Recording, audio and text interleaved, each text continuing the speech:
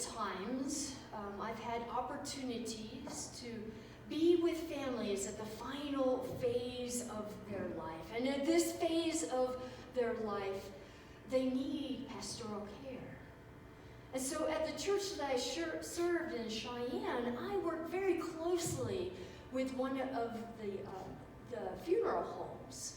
And so those families that did not have a church family, they would oftentimes call me and ask me to be the one to walk the family on the final phase of the life of their loved ones.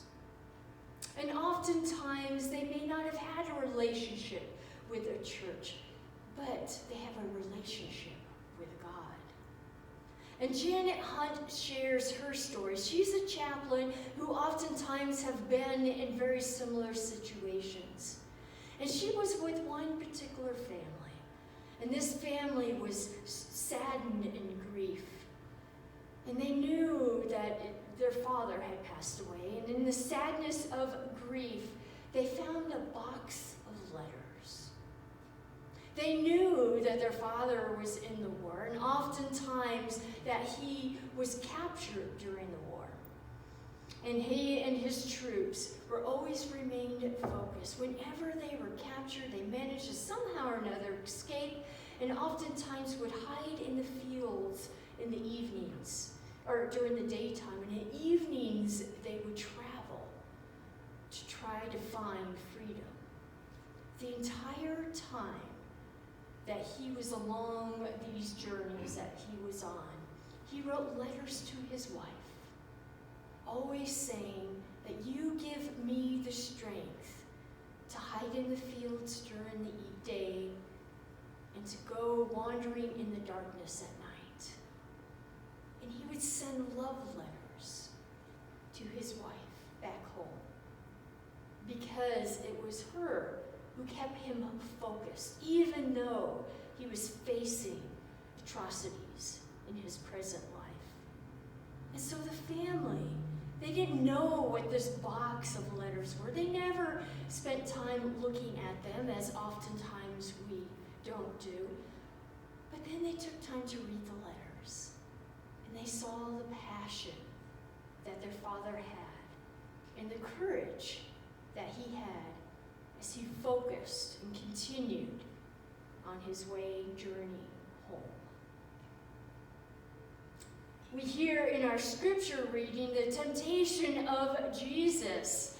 And we know that in the scriptures, we hear in multiple places. But in today's version, Luke's version, we hear that Jesus goes to the wilderness.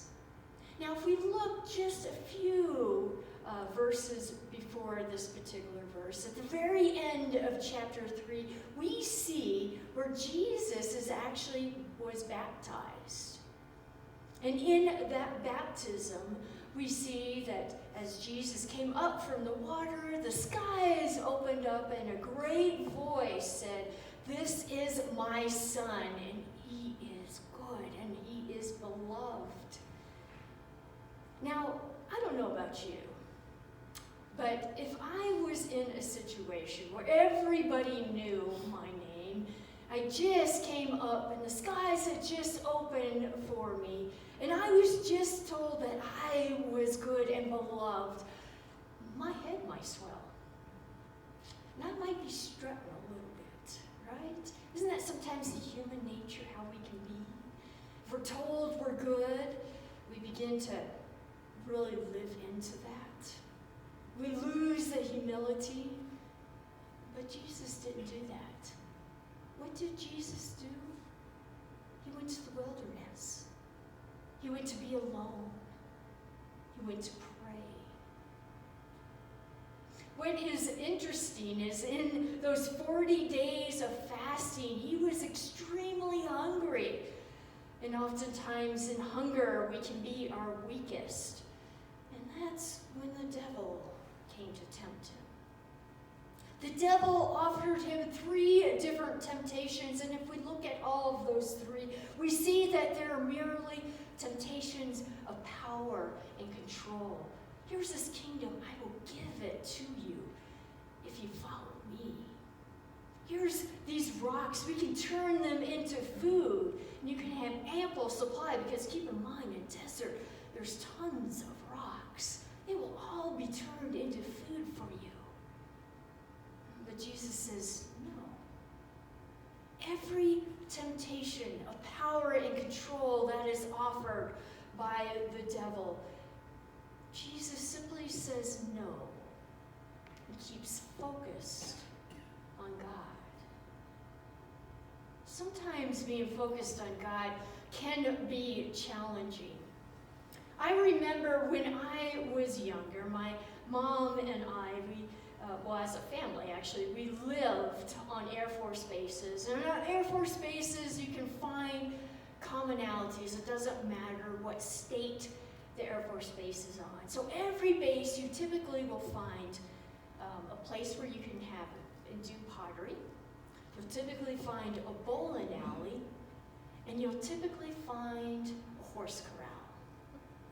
And at F.E. Warren in Cheyenne, sure enough, there was the horse corral. And what I loved about this particular corral and the horses there is they were very trained. Because as you may know, Cheyenne Frontier Days, of course, there's tons of parades. And in those parades, you'll find horses, a lot of them. And all of these horses have to be very well trained, because they have a multitude of riders every year. So these horses tend to be very calm. They have a calming presence. They're not startled easily, and they're very familiar with having a variety of skilled and unskilled riders. And so at F.E. Warren at the time, in the 80s, they housed a large portion of these horses that were used in the parades. So my mom and I and my sister, we decided to go horseback riding.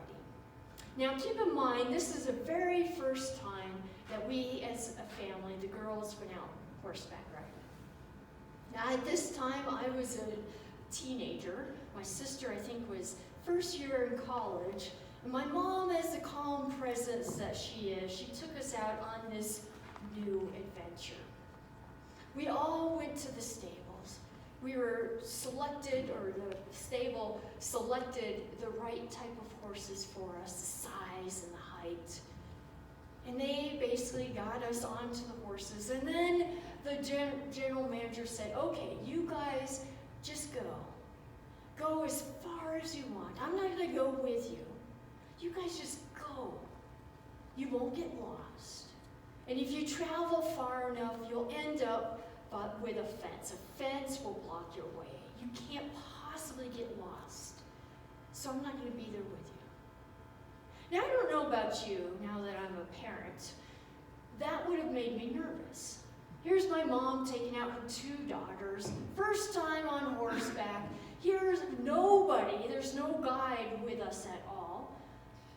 And he says, just go. You won't get lost. Now, as a teen, think what I was thinking. I was thinking, yes, no rules, no boundaries, I'm all for this, so let's go, Mom. And we all headed out. And what was so neat about this particular experience, some horse rides you've been on, we all go riding one horse behind the other. And wherever the lead horse goes, we all kind of go. But this horse ride was so much different. The 3 of us, we had very skilled horses, even though we were unskilled riders. And so they followed our every command.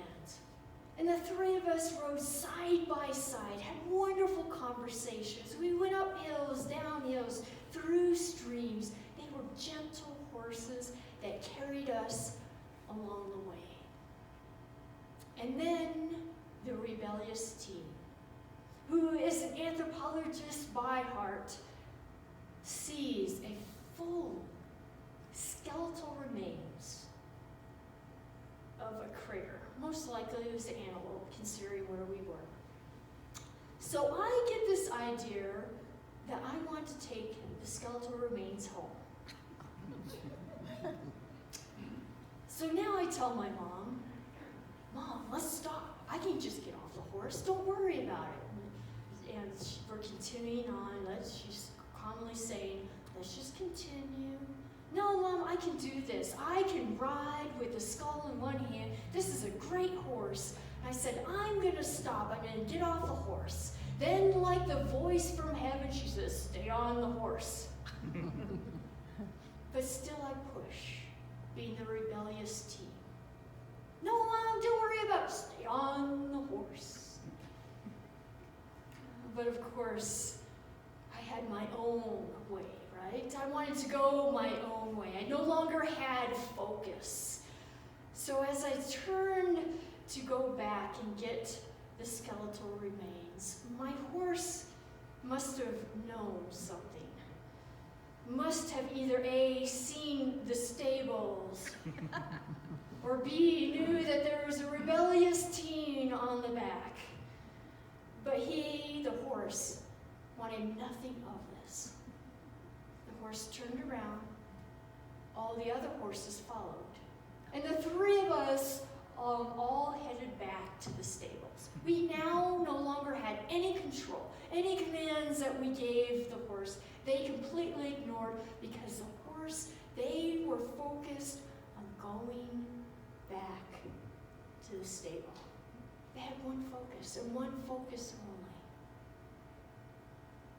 What would it be like if we had one focus on God? What would it be like if we were tempted in so many different ways? Tempted for power, tempted for control, tempted to have authority, tempted to not have any boundaries.